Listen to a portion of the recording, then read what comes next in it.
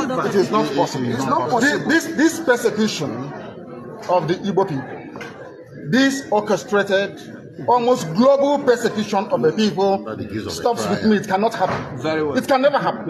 That is why we do what we do. That is why I do what I do. I am campaigning for the freedom of my people because of the persecution that we are facing. Yes. It's as simple as that. Nothing more, nothing less. Yes. I am an international lawyer and a civil litigator, international civil litigator, and a constitutional lawyer.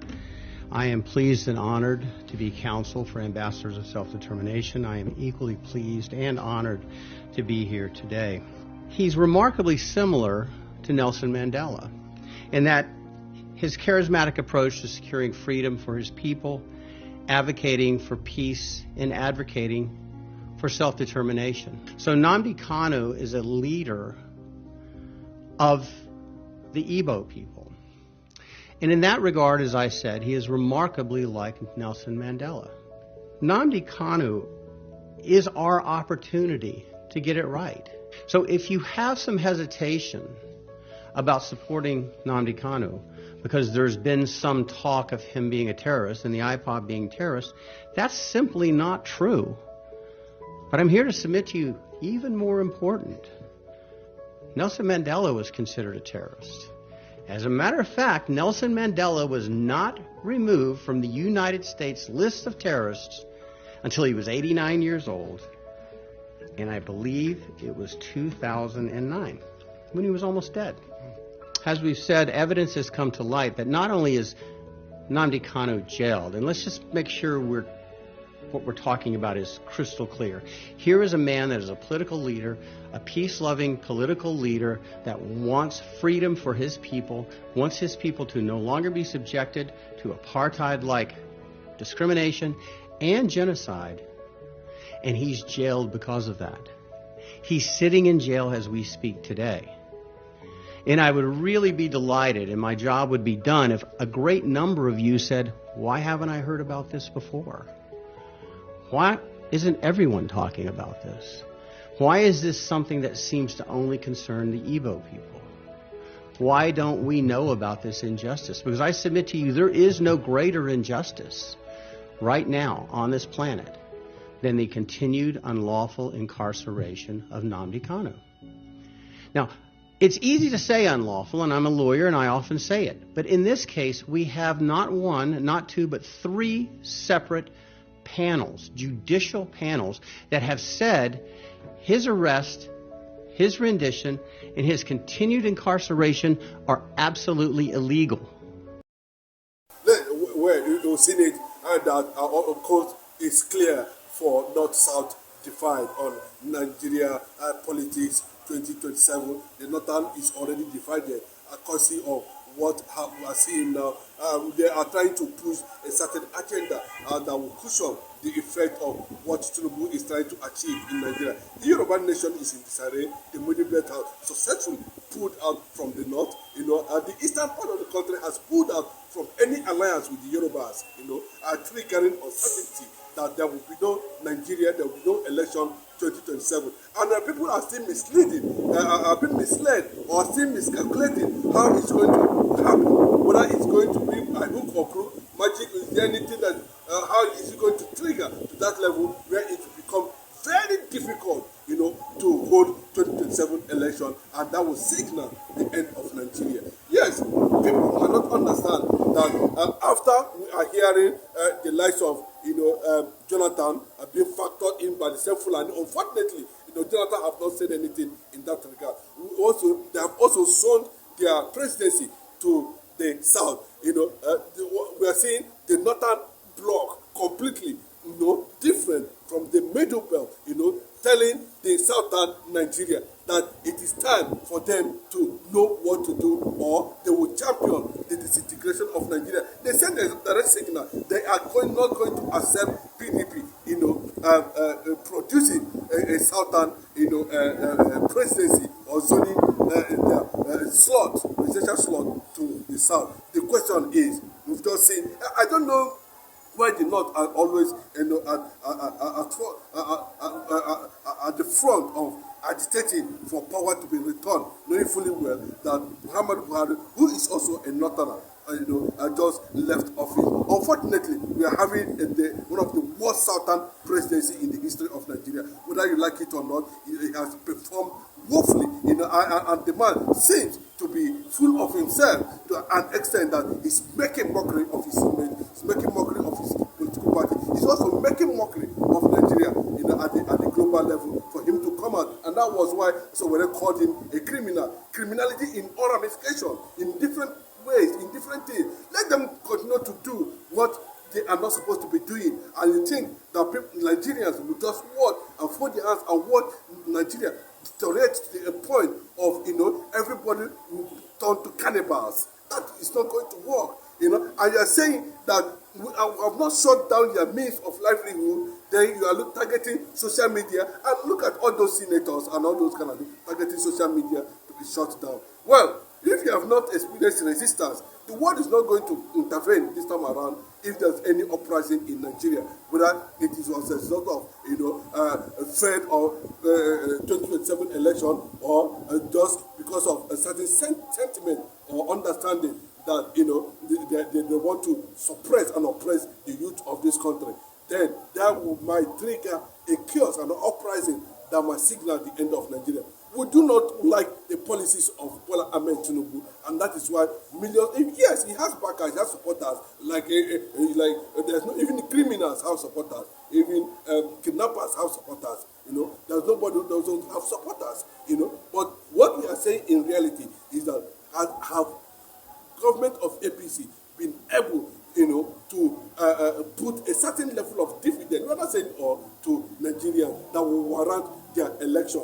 Then my question is that now that we are seeing Atiku double-faced, we are seeing the Northerners double-faced, we are seeing Erofai double-faced, we are seeing some of them, coming to the backdoor, championing on agenda.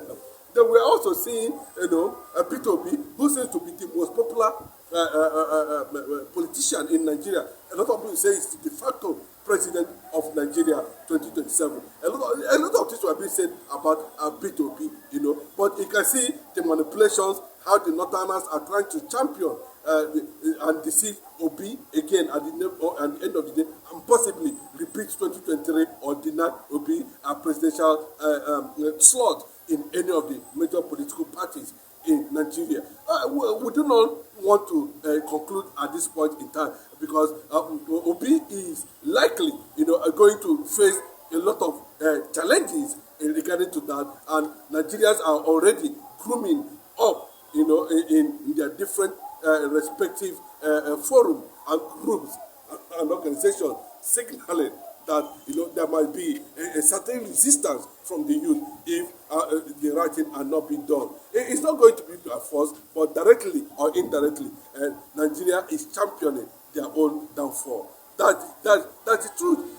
Anybody that's saying it, thank God the awareness is coming, a lot of people are reacting. Nigeria is getting consciousness, on the reality and ground. Killing is going everywhere. They have succeeded, in infiltrating all the 36 states of the federation in Nigeria, and they are using political structures and political campaign and sentiment to cover it up.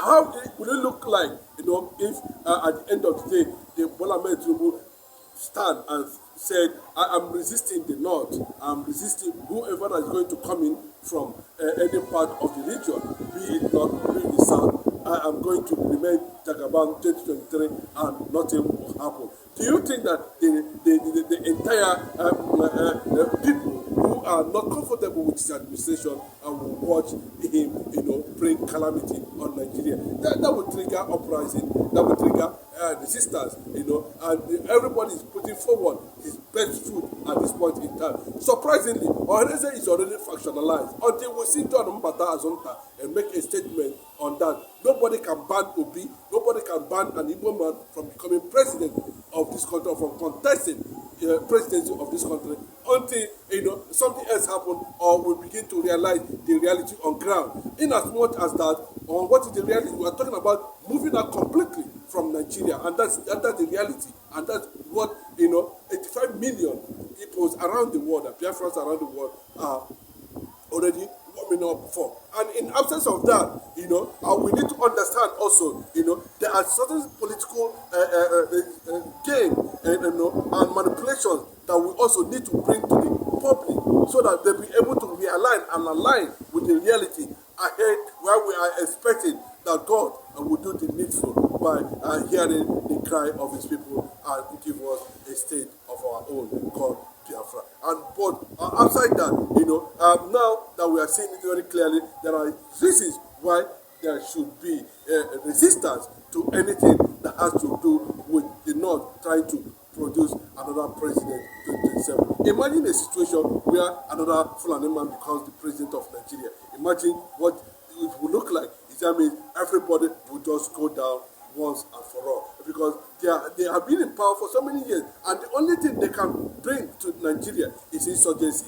Fulani military, Boko Haram, Fulani herdsmen, killing people on daily basis, and you still want to allow. I know how much Buhari budgeted for Meiti Allah. I know the national outcry there, by the Northerners and the Hausas themselves, who are victims of this thing. It's not as if they are looking for anything, Their reason is that they want to suppress and oppress. Then an Igbo man to make sure that the Christians are being killed, and Igbo do not have any opportunity to become president of Nigeria come 2027. In case Obi finally emerges as the president, then what will happen? And that's the challenge now. Can the North now begin to realize the reality on ground?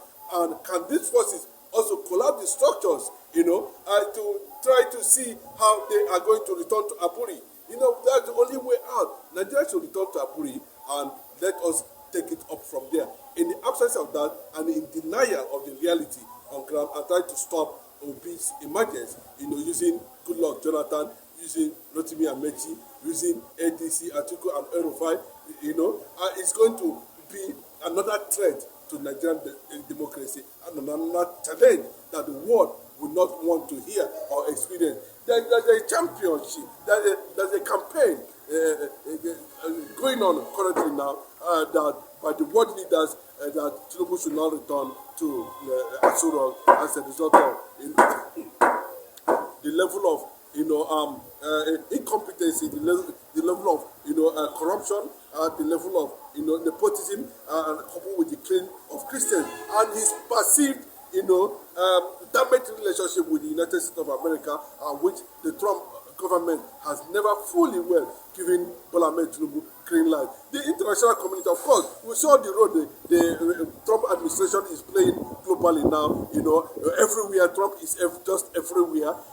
Just everywhere, but not in with Nigeria.